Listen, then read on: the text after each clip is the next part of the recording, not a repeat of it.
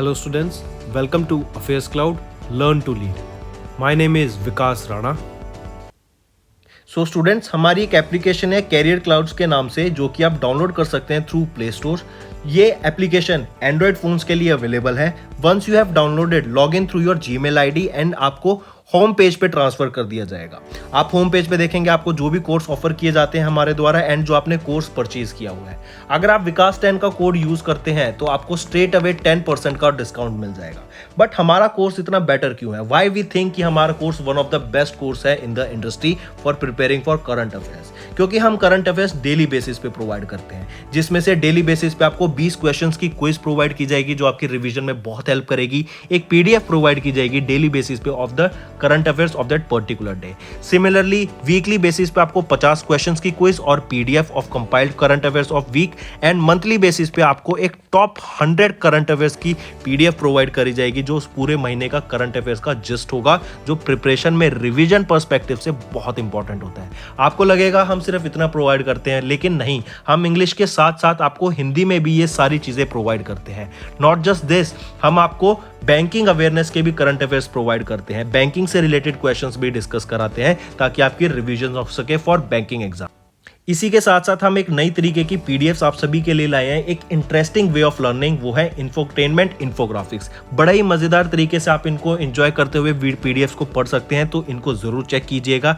इसी के साथ साथ हम आपको 20 टॉपिक वाइज करंट अफेयर्स भी रिवाइज कराते हैं डेली बेसिस पे। डेली एक एक टॉपिक की वीडियो आती है हमारे यूट्यूब चैनल पे, जो 20 टॉपिक्स हैं, जैसे apps and web portals, important days, books and authors, आपके national affairs, international affairs, sports, defence, awards, इन सभी टॉपिक्स को हम मंथली बेसिस पे कवर करते हैं। एंड डेली हमारे यूट्यूब चैनल पे आपकी daily videos, monthly videos, weekly videos, topic wise videos, ये सब कवर करा जाता है, जो बहुत हेल्पफुल रहता है प्रिपरेशन के लिए। So I think this is the best course that you can find for current affairs.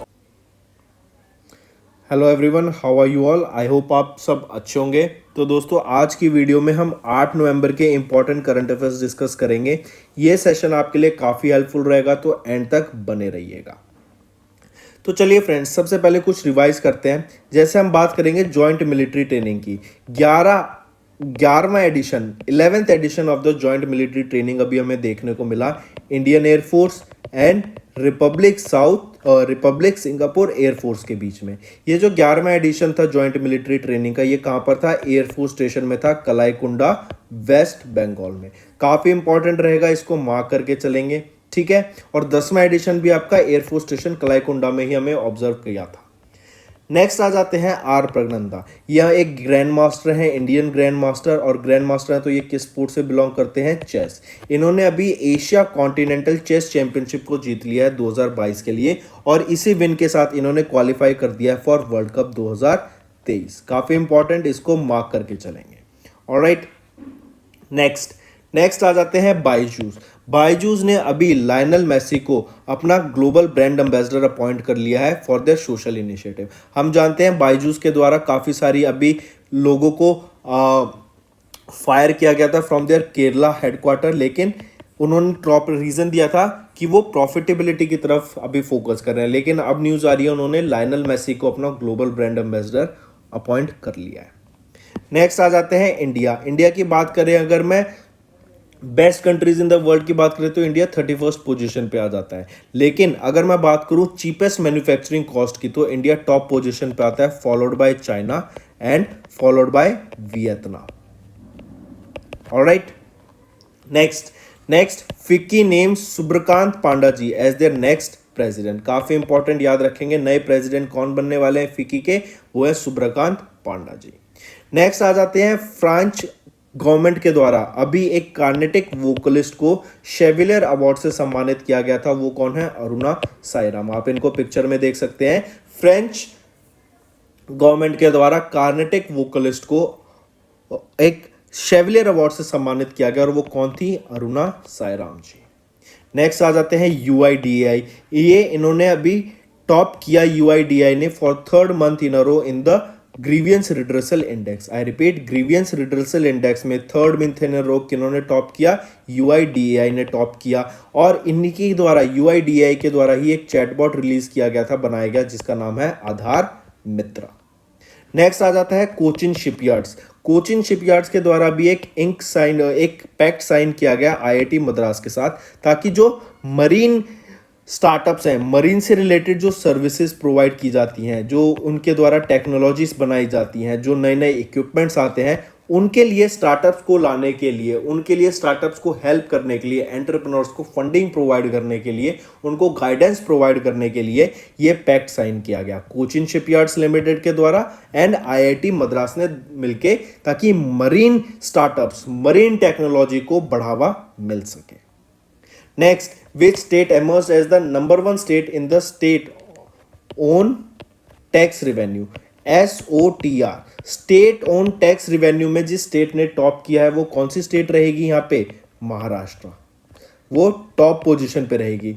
इसके बाद सेकंड पोजीशन पे आ जाता है, इसके बाद किसने टॉप किया in the state own tax revenue, जिसने मतलब स्टेट में अगर हम देखें तो टैक्स का रिवेन्यू कलेक्ट सबसे ज्यादा हुआ, सबसे पहले तो आ जाती है महाराष्ट्र। महाराष्ट्र के बाद कौन आएगा?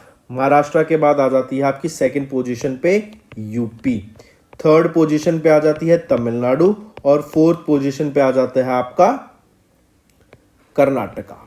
ठीक है, महाराष्ट्र की बात करें तो 1,15,211 करोड़ रुपए का इन्होंने टैक्स कलेक्ट किया for the first half of fiscal year 23, जो कि है अप्रैल से लेके सितंबर मंथ के बीच में।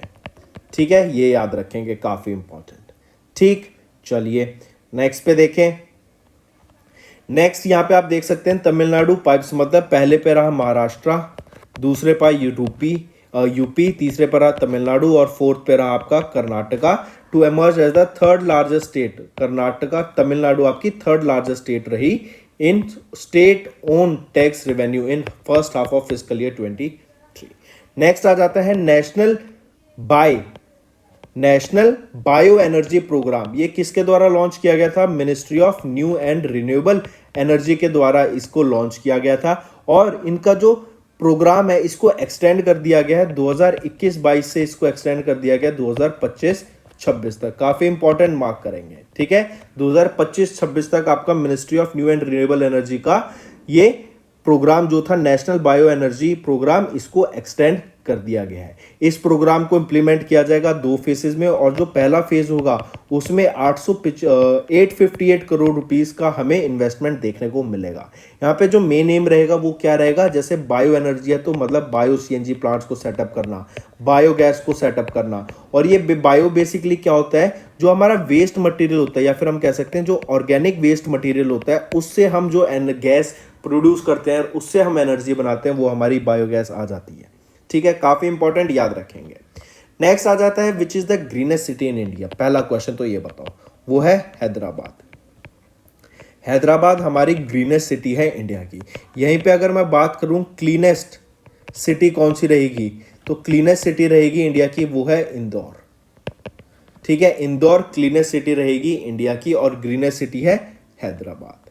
फिर आ जाता है इंडिया का लार्जेस्ट मियाकी फॉरेस्ट। ये होस्ट किया किसके द्वारा? तो मियाकी फॉरेस्ट ये किसके द्वारा होस्ट किया जाता है? देखो, MIWAKI,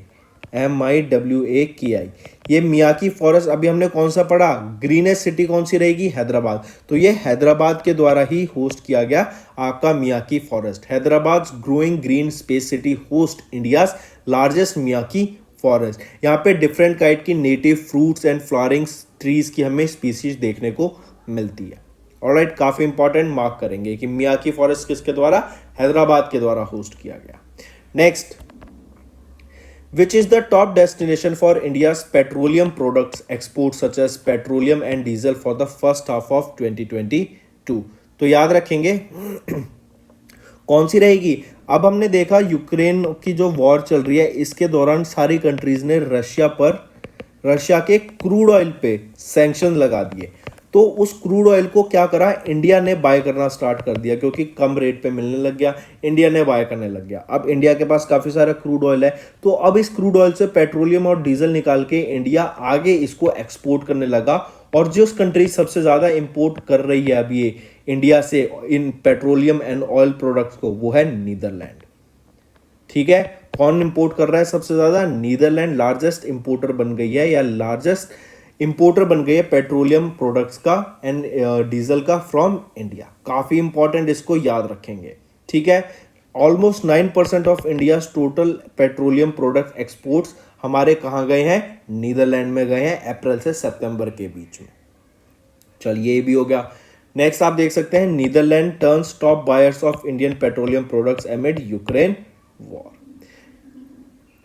नेक्स्ट, पहला hyper scale data centre Chennai में था, लॉन्च बाय होम, किसके द्वारा लॉन्च किया गया? पहला hyper scale data centre in Chennai was launched by home.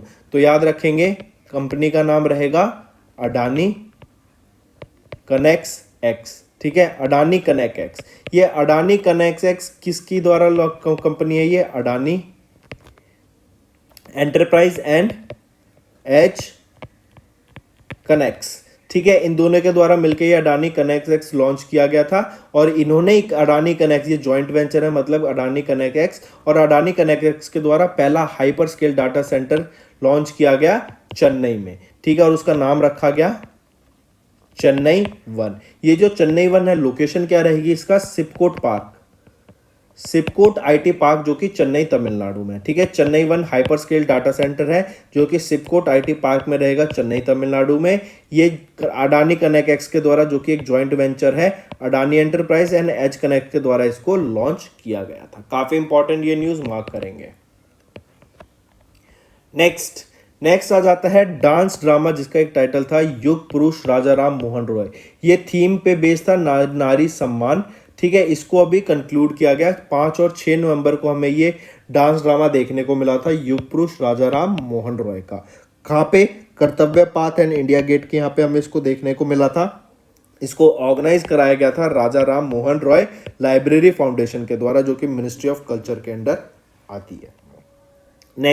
Next हम न्यूज़ की बात करेंगे एक रिपोर्ट की, जो कि यूनाइटेड नेशन डेवलपमेंट प्रोग्राम के द्वारा रिपोर्ट रिलीज की गई, जिसका हेडक्वार्टर कहाँ पर है? न्यूयॉर्क में। ये जो रिपोर्ट है social economic benefits of a global green global green revolution at risk UNDC. देखो इस रिपोर्ट में क्या बताया गया कि जो कंट्रीज जो हमारे ग्रीन रेवोल्यूशन के जो अपॉर्चुनिटीज हैं, जो इनिशिएटिव्स हैं, उनको पूरा नहीं कर पाती, तो हमें देखने को मिलता है कि वहाँ पर सोशल इनइक्वालिटी बढ़ जाती है, सिविल अनरेस्ट हमें वहाँ पे ज़्यादा देखने को मिलता है, वहाँ पे लेस कॉम्पिटिटिव इकोनॉमी रहती है। अब जैसे जो बड़ी डेवलपिंग कंट्री हैं या जो डेवलप नेशंस हैं, वहाँ पर वो चाहते हैं कि हम ये चेंज आए, वहाँ पे ये चेंज आएगा तो वहाँ के लोग भी इससे सहमत होंगे और लोग भी आगे मिल के इसमें पार्टिसिपेट करेंगे और इसको और बेटर करने की कोशिश करेंगे।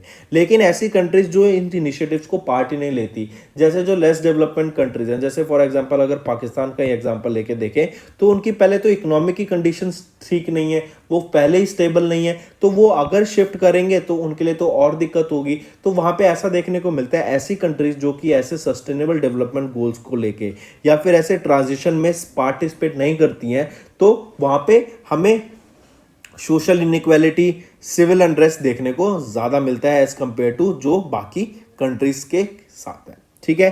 फिर यहीं पे एक और याद रखेंगे COP27, ये इवेंट कहाँ पे हुआ था? COP27 Sharm al Sheikh Arab Republic of Egypt में हमें ये देखने को मिला था।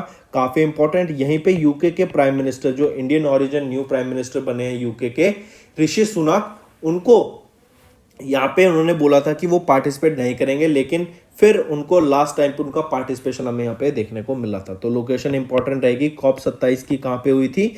ये आपकी हुई थी Sharm al Sheikh Arab Republic of Egypt में।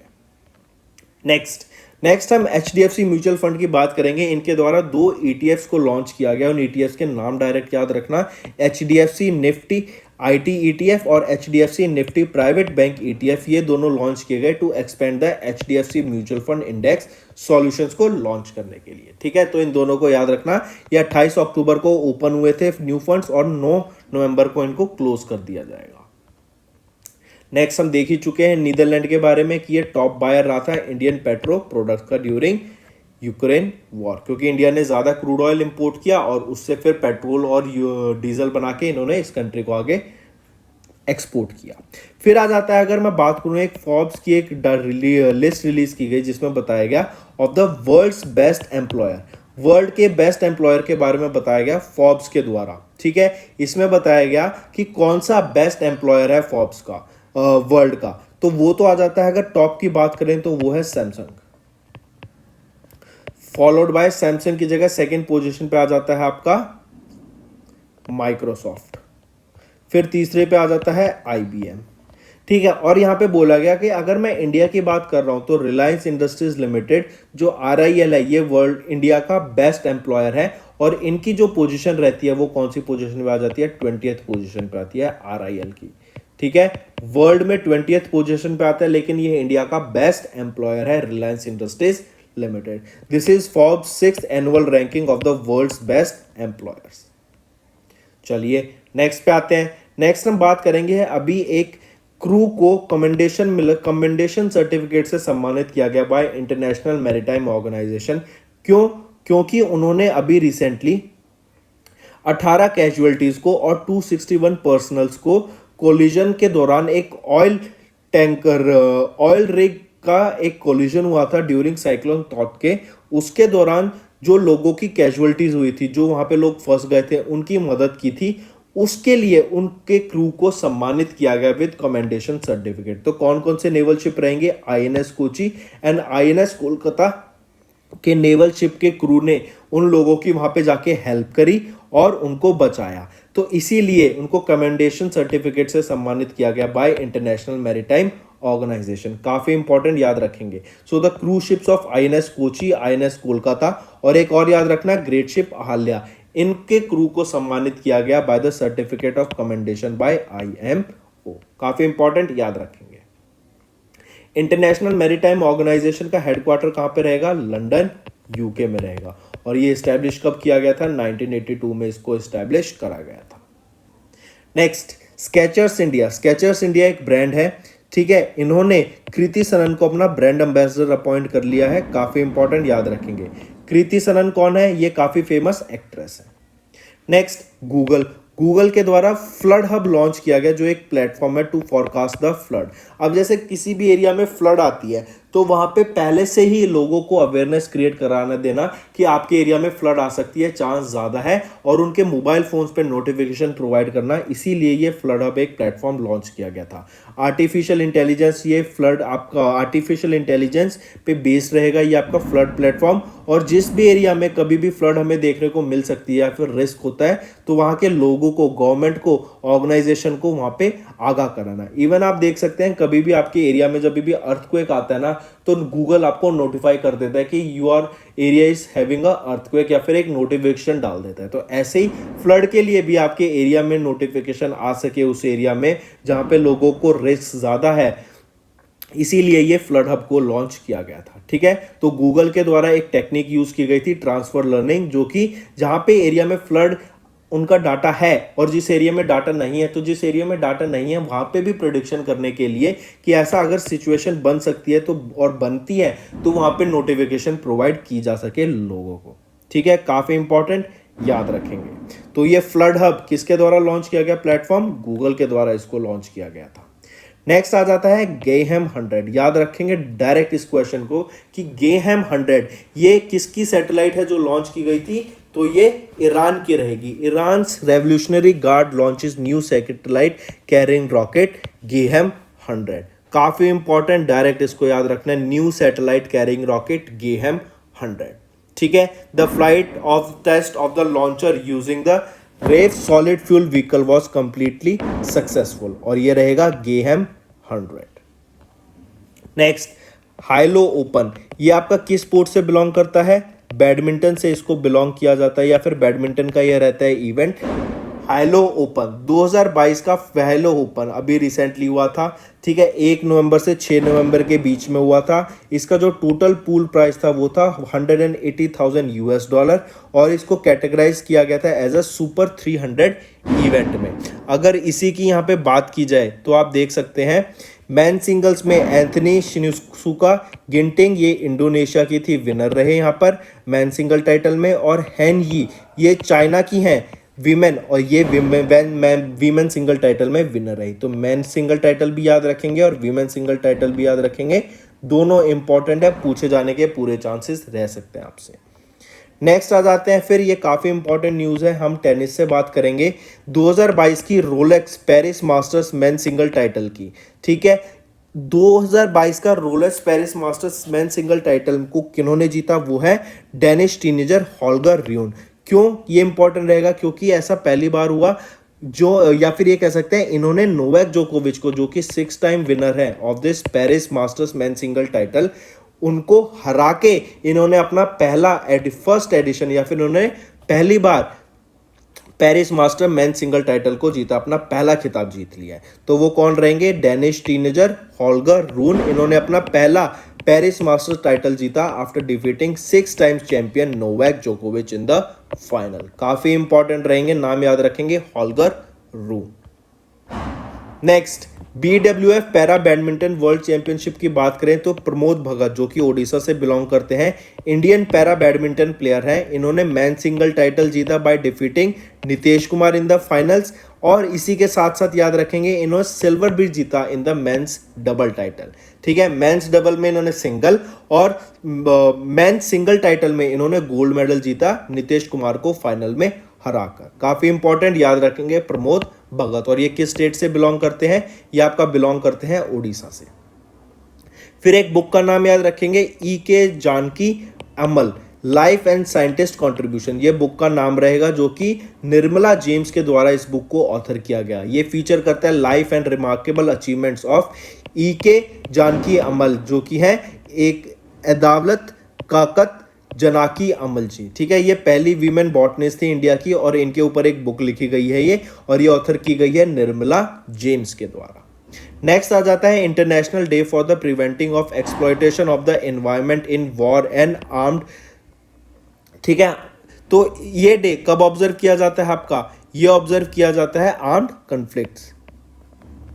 कब ऑब्जर्व किया जाता है, 6 नवंबर को हमें ये डे ऑब्जर्व करते हैं। किसके द्वारा ऑब्जर्व किया जाता है, ये यूनाइटेड नेशंस के द्वारा ऑब्जर्व किया जाता है 6 नवंबर को। नेक्स्ट डे आ जाता है नेशनल कैंसर डे।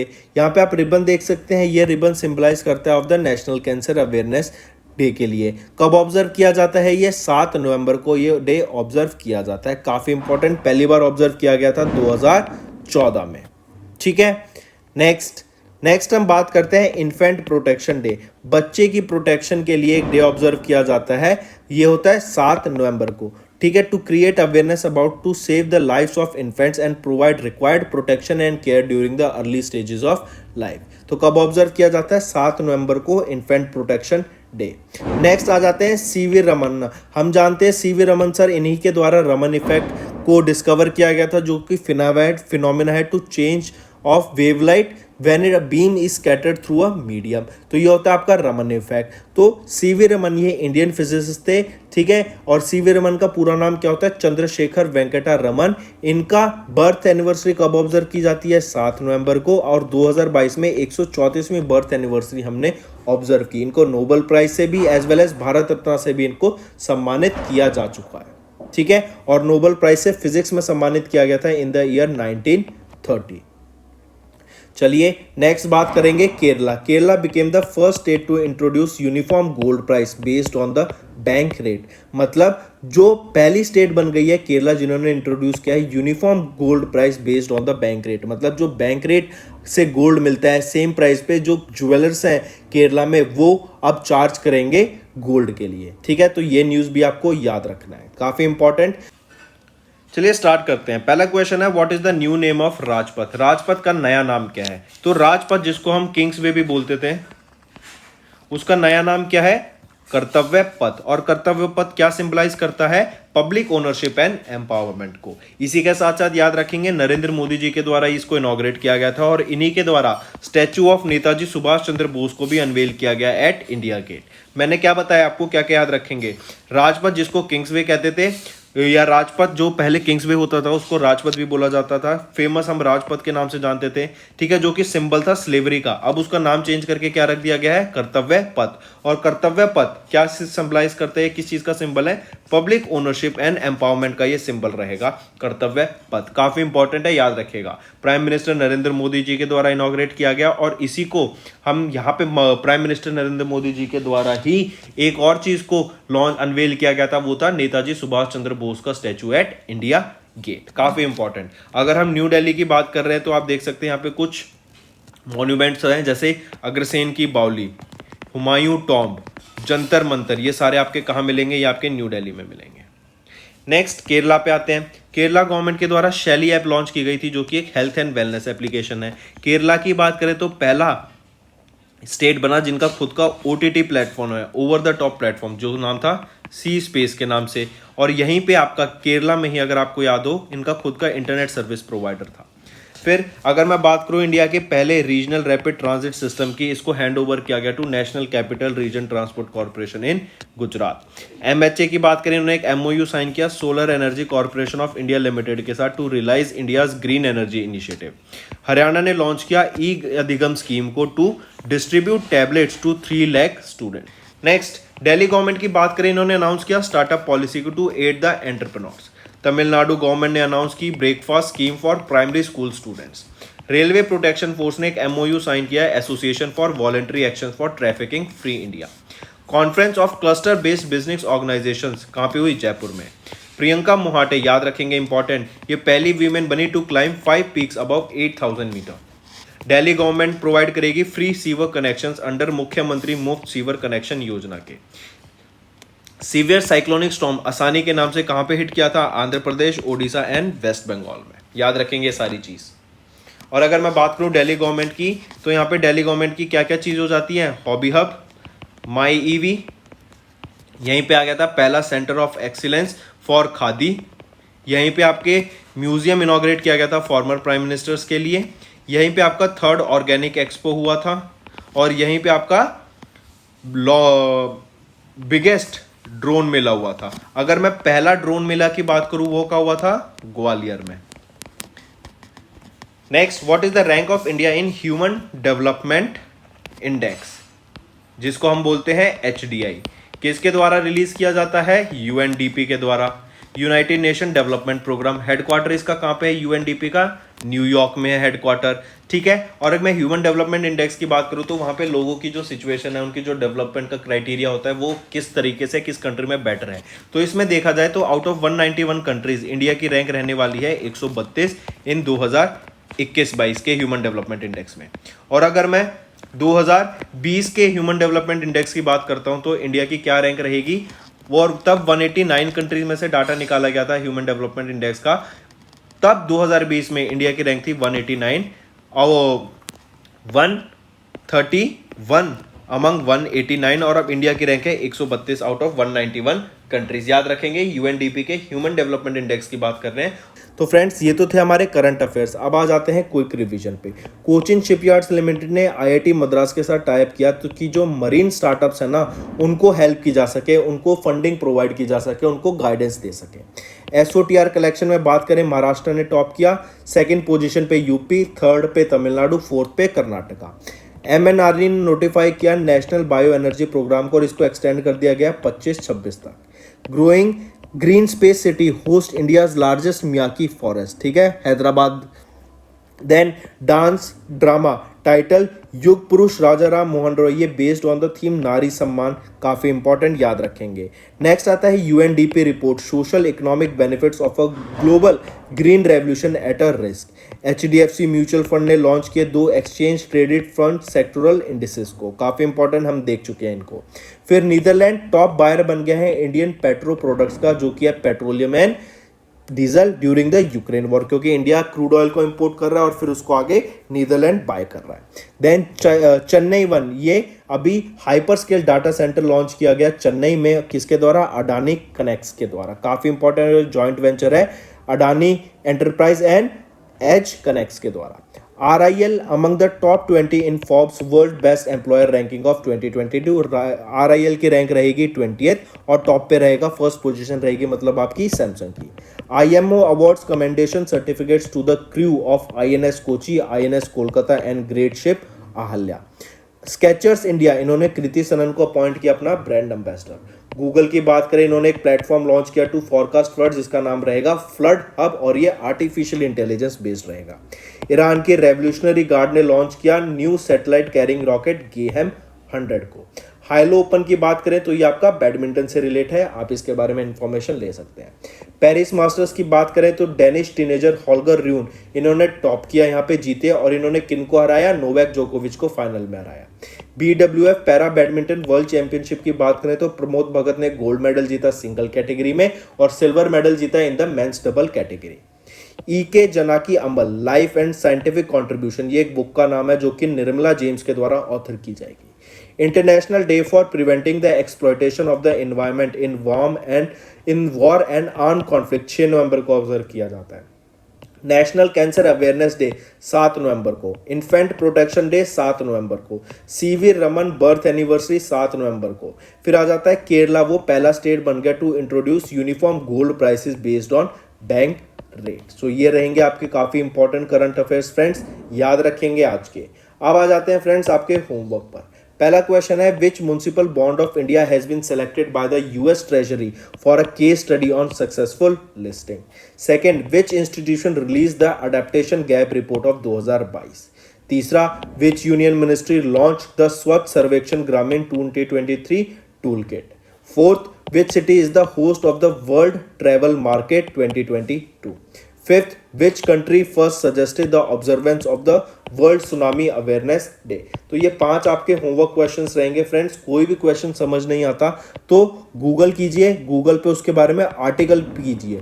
फिर भी समझ नहीं आता तो मुझे नीचे कमेंट करके बताना, मैं उस टॉपिक को इजीली आपको एक्सप्लेन कर दूंगा, ठीक है। Just let me know in the comment section. Also अगर सेशन पसंद आ रहा है और चाहते हैं ऐसा सेशन हम फ्यूचर में लाते रहें तो दोस्तों कमेंट करके ज़रूर बताना, वीडियो को लाइक कर दें। एंड जो दोस्त हमारे साथ नए जुड़ रहे हैं, जो स्टूडेंट ने हमारी वीडियो आज पहली बार देखी है, उनके लिए एक सजेशन कि सब्सक्राइब ज़रूर कर लें ताकि आपको नोटिफिकेशन मिलता रहे। So that's all for the day friends, thank you and have a nice day.